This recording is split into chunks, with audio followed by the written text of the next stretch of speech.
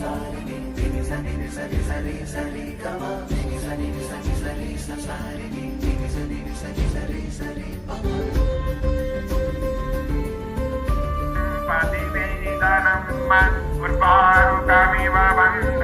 है कि सारे मनोरथों को भगवान शंकर जी परिपूर्ण करते हैं। द्वितीय केदार के नाम से यह स्थान प्रसिद्ध है और हृदय बाहु तुंगनाथ जी में जब भगवान शंकर जी की हृदय बाहु की पूजा, हृदय चक्र भगवान शिव का वहाँ पे है और रुद्रनाथ जी में भगवान शिव का मुखारबिंद नेत्र के। तो गाइस गुड मॉर्निंग सबसे पहले आप लोगों को। और हम कल रात को यहाँ पे लगभग पौने 8 बजे, पौने 9 बजे करीबन पहुँचे थे और काफ़ी रात हो चुकी थी। और अच्छा ये हुआ कि एक भी बारिश नहीं हुई। रास्ते में थोड़ा बारिश तो हुई थी, लेकिन जैसी रात हो गई थी शाम के लगभग 6:30, हाँ 6-6:30 बजे के बाद बारिश नहीं हुई। और ये हमारे लिए प्लस पॉइंट रहा जिससे हम यहाँ तक पहुँच सके। वरना हम सोच रहे थे बीच में, मैं तो नहीं, खैर मेरे साथी सोच रहे थे कि बीच में कहीं रुक जाएंगे बोला, पर मुझे पसंद नहीं था क्योंकि जो व्यवस्था यहाँ पे है ना मद्देश्वर में, वो आपको व्यवस्थाएं नीचे नहीं मिलेंगी। अगर आप कभी भी मद्देश्वर आ रहे हो तो हमेशा ये कोशिश कीजिएगा कि सीधा आप मद्देश्वर ही आएँ, क्योंकि रास्ते में आपको उतनी अच्छी व्यवस्था नहीं मिल पाएगी।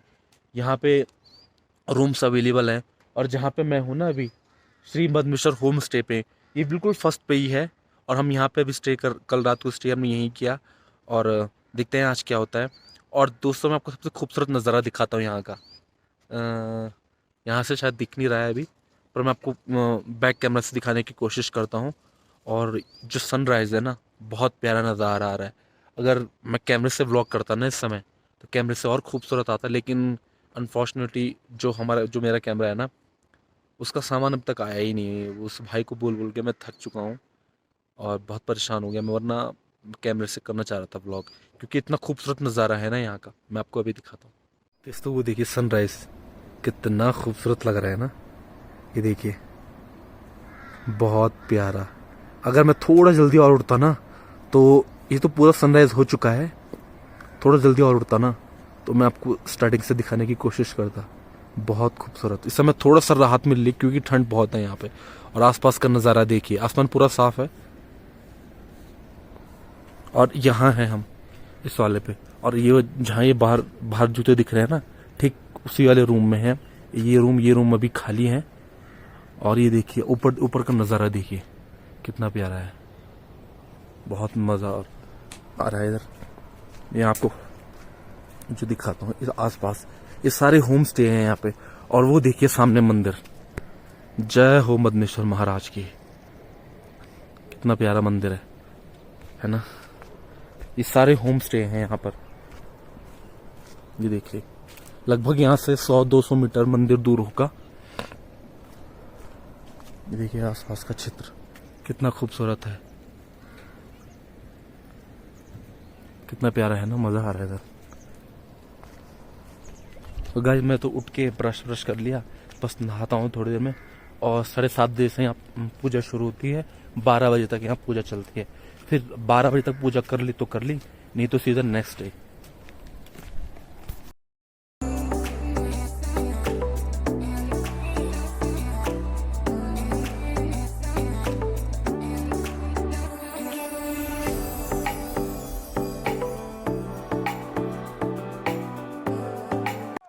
तो गाइज मैंने यहाँ पे अंकल जी रहे हैं यहाँ पे ना, इनसे मैंने पता किया कि यार लाइट ना आने का कारण क्या है।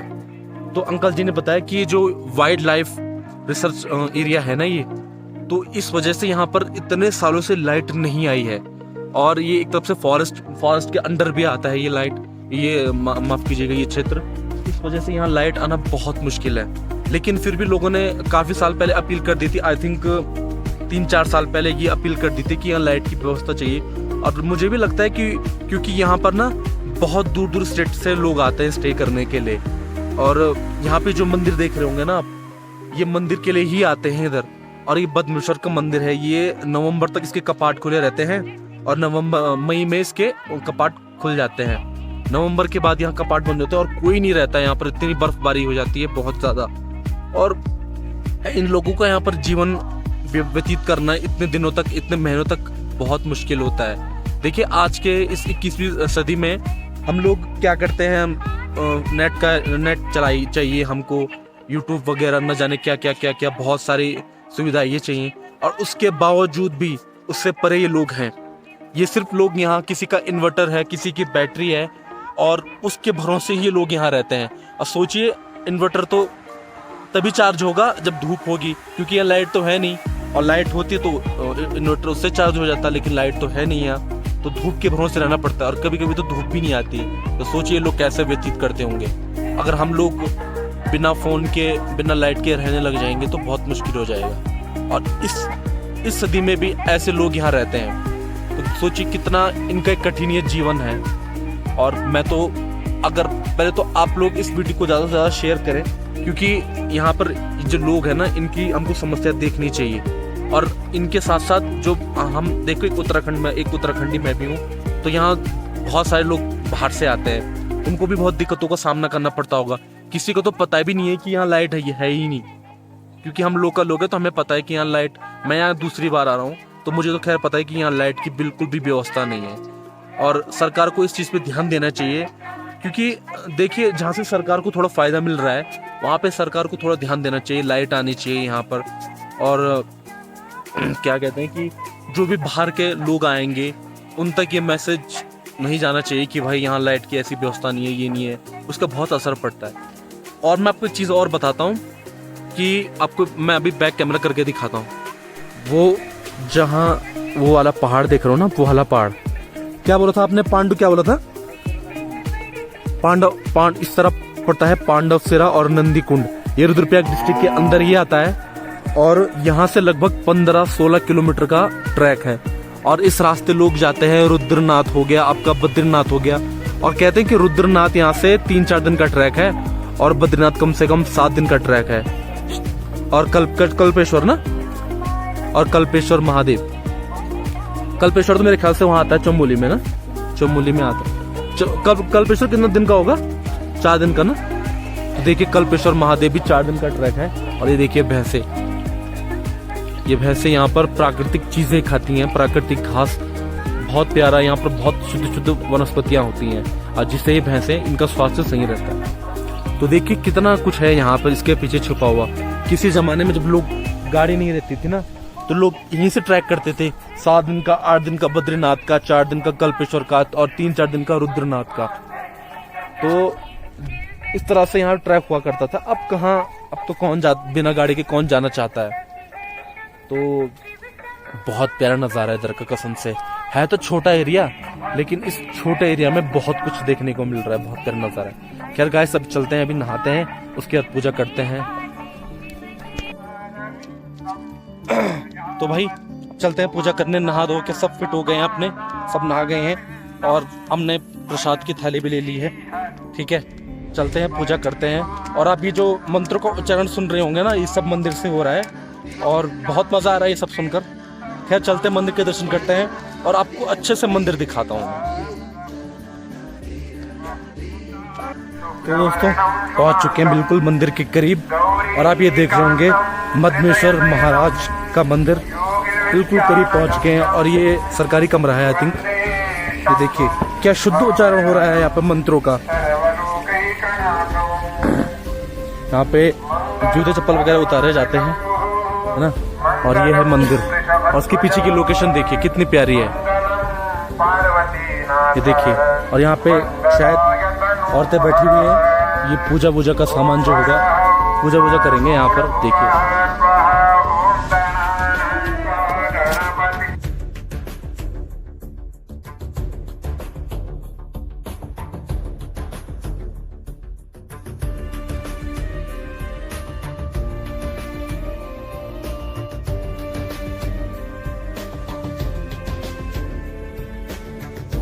दोस्तों मैं आपको ये दिखा देता हूँ, ये शनि महाराज जी का ये है, यहाँ पर स्थापित किया गया है शिला में। और यहाँ पर शनि महाराज जी की पूजा होती है, तेल बेल चढ़ाते हैं सब यहाँ पर, ठीक है। और ठीक इसके सामने ये मंदिर है, ये देखिए कितना प्यारी लोकेशन है ना, बहुत ही प्यारी लोकेशन। और उस तरफ ना, पता उस तरफ जहाँ पे वो दिख रहा है, जहाँ पे ये गहरा है ना, थोड़ा गदेरा जैसा, यहाँ पर मिलता है ब्रह्म कमल। तो लोग यहाँ से लगभग 5-6 किलोमीटर का रास्ता है, लोग ब्रह्मकमल के ले जाते हैं। और अभी मंदिर में थोड़ा साफ सफाई का काम चल रहा है मतलब, और इसके बाद जाके पूजा स्टार्ट होगी। ये देखिए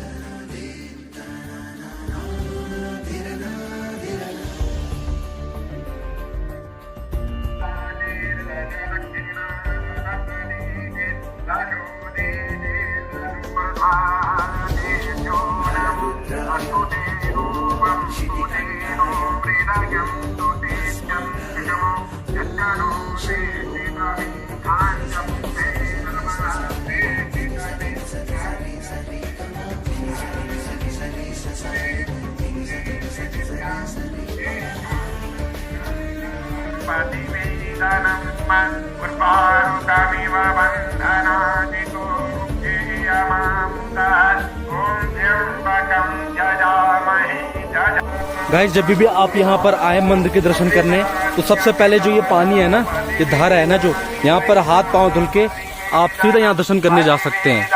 क्योंकि मंदिर में वैसे नहा के तो सभी जाते हैं, लेकिन यहाँ पर हाथ पांव धुलने से, क्योंकि कुंड है तो अच्छा लगता है थोड़ा सा और शुद्ध महसूस होता है, तो इसलिए मंदिर में आने से पहले एक बार जरूर यहाँ पर हाथ पांव धुल लें।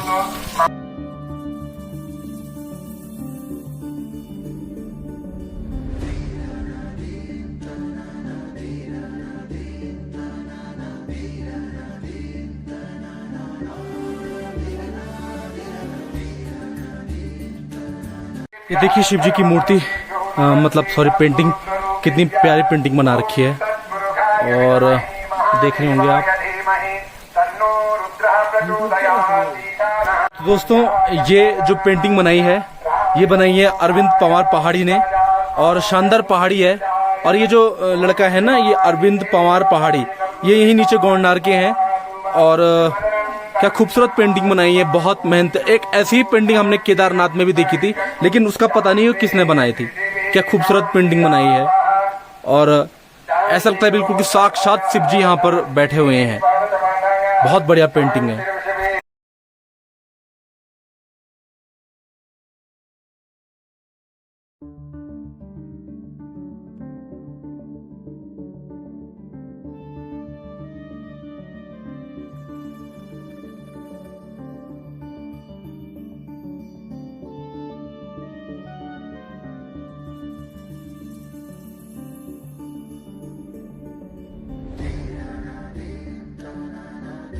आपको मैं मंदिर के चारों ओर दर्शन करा देता हूँ, ठीक है। ये देखिए मंदिर का ऊपर का सिरा कितना प्यारा बनाया है। और ये यहाँ पे पार्वती का मंदिर है और गौरी माता का मंदिर है, ठीक है। और यहाँ पे भी एक कुंड है, देख सकते हैं आप। तो देखिए, इस कुंड का नाम भी हम पता करेंगे। यहाँ पर 2 धाराएं बह रही हैं, इस कुंड का नाम भी पता करेंगे। और कह रहे हैं कि यहाँ पे लोकल लोग कि इधर भैरवनाथ का मंदिर है, लगभग यहाँ से 5-6 किलोमीटर दूर ये मंदिर है। और उसके ऊपर एक झील और है, पता नहीं कौन सी है, नाम नहीं पता। बहुत सारी चीजें हैं यहाँ ऊपर, है नंदी कुंड। अच्छा हाँ, नंदी कुंड है। और ये देख रहे होंगे आप पार्वती जी का मंदिर, और ये गौरी शंकर जी का मंदिर है यहाँ पर। और ये मंदिर के पीछे का हिस्सा देखिए आप, कितना ऊंची शिला है ये देखिए। इसकी हिस्ट्री के बारे में भी करूंगा। और यहाँ पे भी कुंड है, जब हम शिव जी को पानी चढ़ाते हैं ना, तो उसका जो यहाँ पर वो होता है, ये शुद्ध माना जाता है, ठीक है। और यहाँ पे भी छोटे छोटे शिवलिंग है, ये देखिए आप, इधर भी देखिए, यहाँ ऊपर भी देखिए शिवलिंग। और ये भी एक कुंड है, बढ़िया चीजें हैं यहाँ पर। यहाँ पे भी 4 शिवलिंग स्थापित किए गए हैं। सब चीज का पता करूंगा मैं, सब चीज का बताऊंगा। और ये इसका दाहिना हिस्सा है ये मंदिर का, ये देखिए बहुत सी खूबसूरत है। यहाँ पर मतलब है ये बहुत छोटा मंदिर, तो बड़ा है लेकिन जो क्षेत्र है ना छोटा है, लेकिन यहाँ चीजें बहुत बड़ी बड़ी हैं। देखिए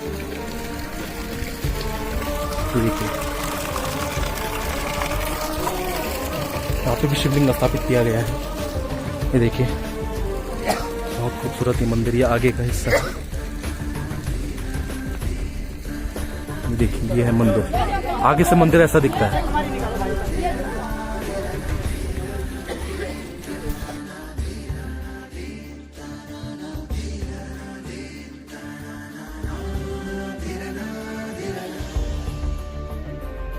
दोस्तों मैं आपको एक चीज और बता देता हूँ, ये मंदिर का आगे का भाग है, ठीक है।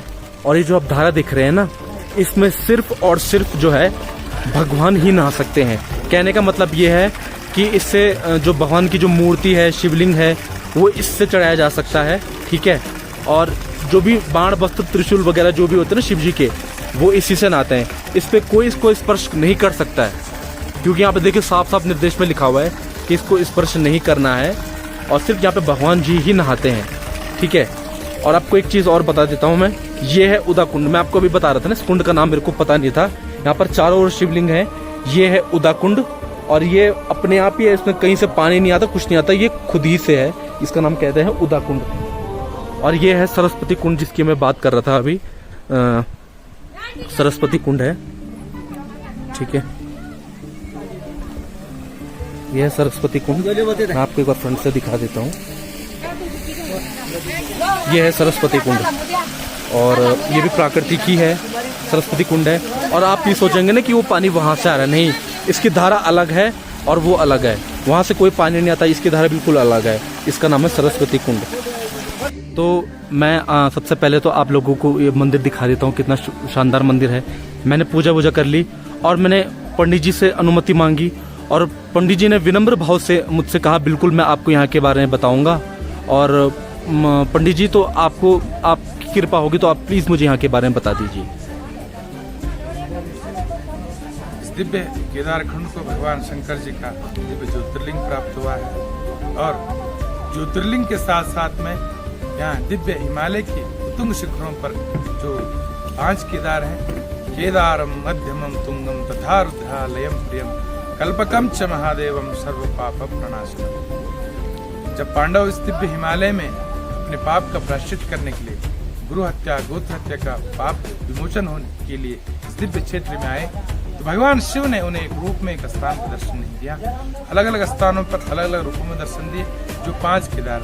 केदारनाथ सतयुग का ज्योतिर्लिंग है, लेकिन पांडव द्वापर युग में आए, भगवान शंकर जी ने उन्हें वहां पर पृष्ठ भाग से, वहां पर भगवान शंकर जी के मेरु चक्र में दर्शन हुए। सिरोभाग पशुपतिनाथ नेपाल में निकला, और इस दिव्य स्थल पर भगवान शंकर जी की नाभि चक्र की पूजा होती है। मध्य हिमालय में स्थित होने के कारण मद महेश्वर, मदनांत का भक्त वत्सला, जीवात्मा के मद दम का हरण करने वाले जो शिव हैं, जो महादेव हैं, मद महेश्वर, जीव की गति शंकर के समान करने वाले जो महादेव हैं, वो मद महेश्वर। मधु का अर्थ होता मीठा।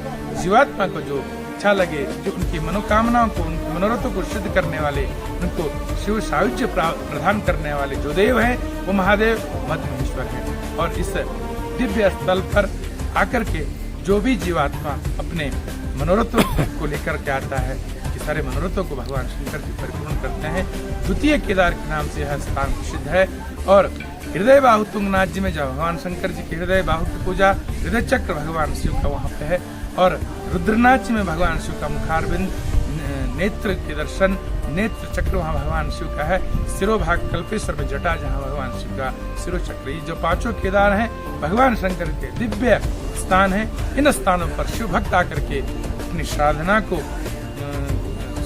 कर कर महादेव तक पहुँचने का जो मार्ग होता है, जो भगवान शंकर जी तक पहुँचाता है, वो यह स्थान महादेव के दिव्य हैं, जो 5 केदारों के नाम से प्रसिद्ध है। ये बहुत धन्यवाद। पंडित जी, जो इस मंदिर का निर्माण किया था वो किन्होंने किया था?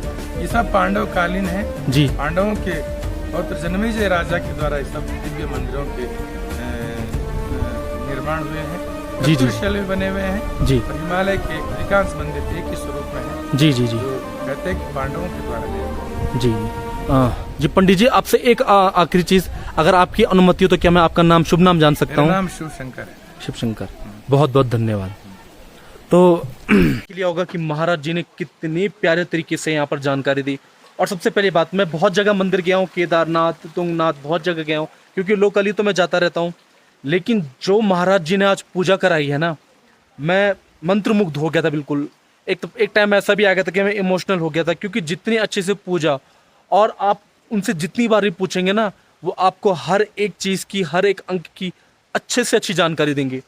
मंदिर के अंदर गए, उन्होंने पूजा की, और जब श्रृंगार उतारते हैं, जब मतलब शिव जी को पानी चढ़ाते हैं, उसका श्रृंगार वापस किया, उसके तत्पश्चात जितना उनसे हो सका उन्होंने अच्छी तरीके से यहाँ पर सभी भक्तजनों को बताया कि यहाँ ऐसा हुआ, यहाँ मतलब और जगह नहीं देखा मैंने कि इतनी अच्छी पूजा होती है। आपको बहुत अच्छे तरीके से यहाँ पर ये बताया जाएगा। इसीलिए मैं एक लोकल होने के नाते, गोंडार हो चाहे भीरी हो, एक ही है, मैं मतलब लोकल ही मानता हूँ, मैं लोकल ही हूँ, तो गोंडार मेरा भी गांव है। तो मैं ये चाहता हूँ कि आप जितना ज़्यादा हो सके यहाँ आएँ, और जो यहाँ के लोग हैं उनको सेवा का मौका दें। बहुत अच्छे से आपको यहाँ पे आपको सारी सुविधाएं मिल जाएंगी, ठीक है। महाराज जी भी बहुत अच्छे व्यक्ति हैं, बहुत अच्छे तरीके से उन्होंने जानकारी दी है, और यहाँ का व्यू तो आपने देख ही लिया होगा कितना शानदार है, ठीक है।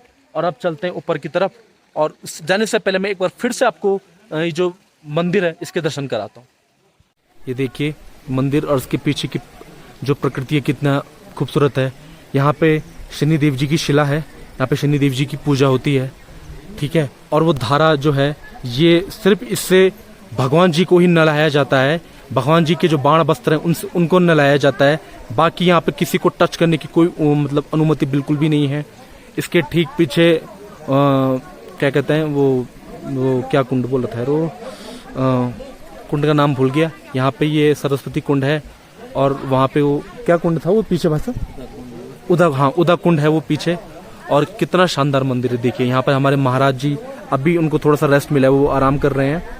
और 12 बजे तक जो है अभी टाइम हो रहा है, देख रहे होंगे आप 10:13। तो 12 बजे करीबन यहाँ पर भोग लगता है, और 12 बजे के तत्पश्चात सीधा शाम को 7:30 बजे यहाँ पर आरती पूजन होता है। उसके बाद सीधा आपको कल ही दर्शन होंगे। जिसने 12 बजे तक दर्शन कर लिए सो कर लिए। आज तो खैर 9 बजे यहाँ पर दर्शन शुरू हो गए थे, और कभी कभी यहाँ 7:30-8 बजे भी होता है, क्योंकि थोड़ा मतलब जो है ना हर चीज में टाइम लगता है। अंदर जाते हैं, वहाँ अंदर की साफ सफाई करते हैं, शुद्ध करते हैं एक बार मंदिर को, उसके तत्पश्चात यहाँ जाके पूजा होती है। और आज थोड़ा सा भीड़ लगा, थोड़ा ज्यादा लगा रहा है, क्योंकि सभी लोकल लोग हैं। और सोमवार अभी कुछ दिन पहले ही खत्म, सोमवार के जो सावन के महीने थे वो कुछ दिन पहले ही खत्म हुए। और ये देखिए कितना खूबसूरत नजारा है इधर का। इसलिए यहाँ पर अवश्य आए, जितने हो सके उतनी ज्यादा यहाँ पर तादाद में है।